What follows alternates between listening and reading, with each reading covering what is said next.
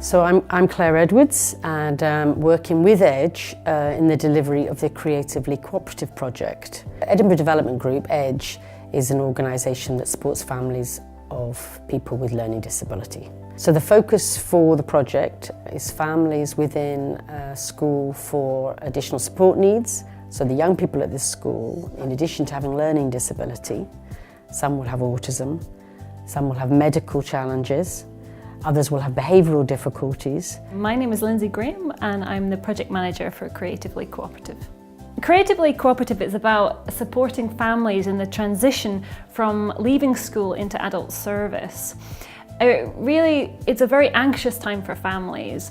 They've been in school and had a lot of support during that period, and they are facing the unknown. My name is Jean Heath. I'm the Acting Deputy Head of Secondary at St Crispin's School. Very few of our pupils will have verbal communication. Most are non-verbal or have individual words. It's very difficult for pupils who are leaving special education because pupils are with us usually from sort of nursery age or primary one all the way through to S6, 13 or 14 years of education. It's very difficult and emotional for them. They go through kind of fear initially, depending on their level of understanding. They might be really worried about what's going to happen to them if they're going to be moving out of their house. Sometimes if their placement isn't maybe sorted until sort of a week or two before school finishes, that can be incredibly anxiety inducing for both them and their families. My name is Shona.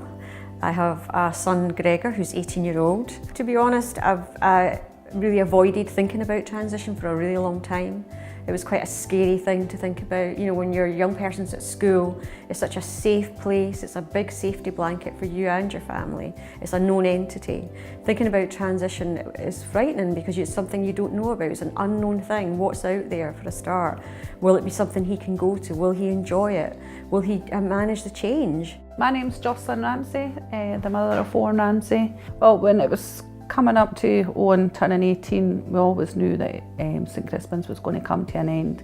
Owen's been at St Crispin's since he was 5, so it was very sad and very daunting. He had to transition or move home or move into residential. Unfortunately, from the council there wasn't a lot of information there for parents. There was nothing for us to take on board. When I heard about EDGE, I was happy to take part. So I was involved in all aspects of the project. So I took part in the group sessions with other parents and carers. I worked with Lindsay to prepare a profile for my son that I can then give to providers. And I worked with Claire on advocacy to help me secure a self-directed support for my son. And the whole project was just absolutely amazing and pulled everything together for me and made transition so much easier for me and my son.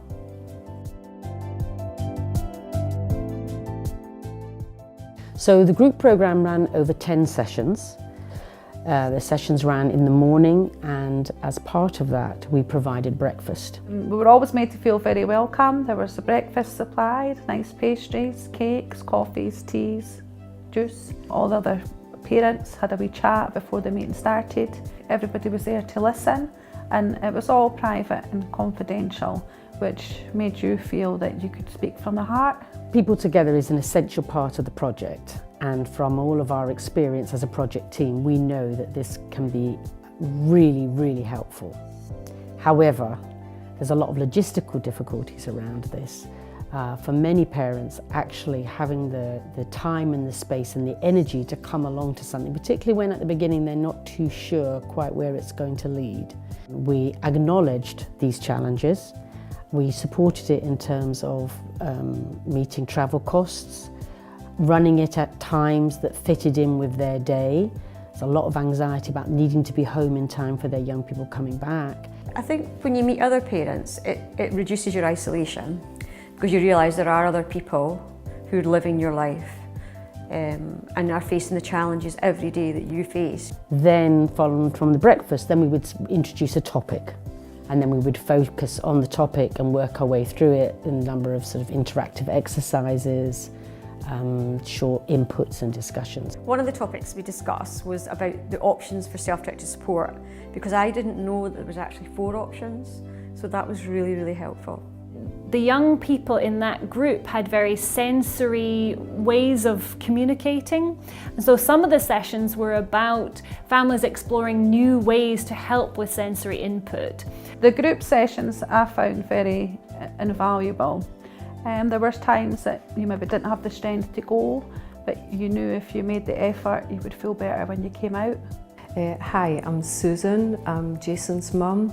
He's 18 years old, just turned 18, and he left school just a few months ago, made the transition to an adult day service. When you're at the stage your son's about to leave school, there's so much paperwork that you have to do for other things, like you're applying for legal guardianship and things like that, all round about the same time, and you're just overloaded and can't deal with it. So to have somebody else put all this together for you, it's just amazing. It's really, really good.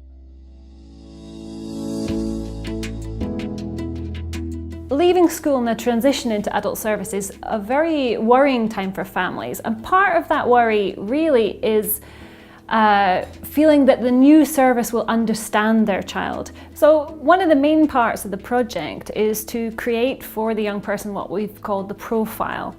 So the profile was made by Lindsay having a number of visits.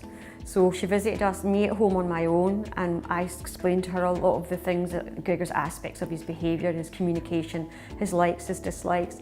But Lindsay also went into school and visited Gregor and could see him in his school environment and see him, with his peers, and see for herself and get a feel for his personality. The profile is a document that parents can take to the new provider. So there are different sections. One section is on skills, which is things that the young person can do, but also things that young person might want to learn to do. Another section is on interests, things that the person enjoys. A section on communication, which is ways to communicate. That could be through symbols, it could be through objects. Also ways that the person communicates, maybe that they're upset or anxious, and strategies that you might use to help them with when they're having more difficult times. You have lots of strategies that you don't recognise that you're using as a strategy. So it's just something you do every day, but then when you actually see it and written down, you have to start thinking about it. It makes you realise that you have actually got some really good tools that you've developed yourself. Because Lindsay had lots of really amazing, useful ideas. Her experience was so obvious in speaking to her that it made me explore new options for helping my son with some of his communication difficulties. Owen, my son, has no speech, so the biggest thing for me was how he was going to communicate with new members of staff. Lindsay from Edge came to my son's school on numerous occasions and went over with the new staff on how to communicate Owen as he's non-verbal, where Lindsay taught them how to manage picture-based communication. Another section is a medical section. Several of the people we've worked with have quite complex medical needs, and so it's important for that to be articulated to ensure that the provider can support them physically. The profile has made me feel more confident as a parent, allowing staff to take Owen on a journey, knowing that they have the profile to look back on should he take an epileptic fit, or should he have a meltdown, or how they need to communicate with them. Jason's profile has been fabulous. When he left school, we took the folder up to the adult daycare service that he attends, and let the staff see it, and they had a good look through and were able to get lots of information about Jason before he even started, so that was really, really good. The project has really helped to fill a gap, and I think especially for parents who are quite vulnerable or maybe aren't as willing to engage in the transition process, in providing support to visit locations about what might be suitable for their child's needs when they leave school.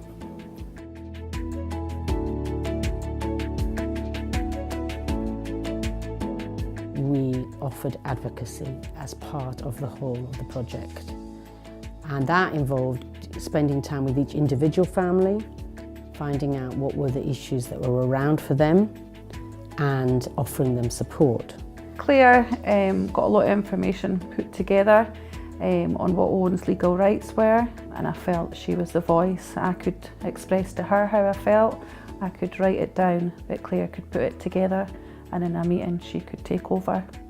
And sometimes at the meetings with council or transition, they would go off track, and Claire was very quick to bring it back that this was about Owen and what was right for Owen. It was great, really, really good, and Claire supported me by emailing people for me as well. At times, there are times when you're just so exhausted and you just never know whether you're doing the right thing and choosing the right pathways or not.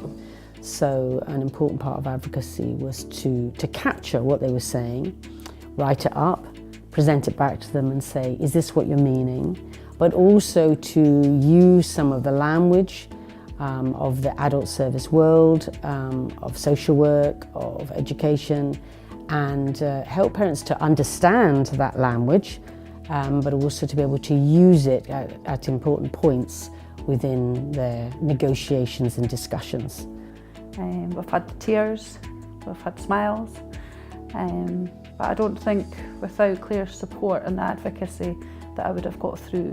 So one of the key things that I got out of the project was it made me realise that a care cooperative option is what I would like to choose for my son for the future. I didn't know about care cooperatives before I was asked to be involved. Well, it's a process where you can get together like-minded parents and we can pool our budgets together. It gives us much more buying power to go to a provider and say, this is the service we want for our young people, not the converse, which is how it is at the moment. You have to take what's on offer. Whether that's right or wrong for your young person, that's all that's on offer. And you can get together and create a care cooperative. The Creatively Cooperative project has given us an extra layer. It helps families who maybe won't engage with the school as well as perhaps they could. And Creatively Cooperative can meet with these families individually and kind of persuade them to be part of the process. And then we can all work together to provide the best outcome for the young person. I found that to be one of the most beneficial parts of the project.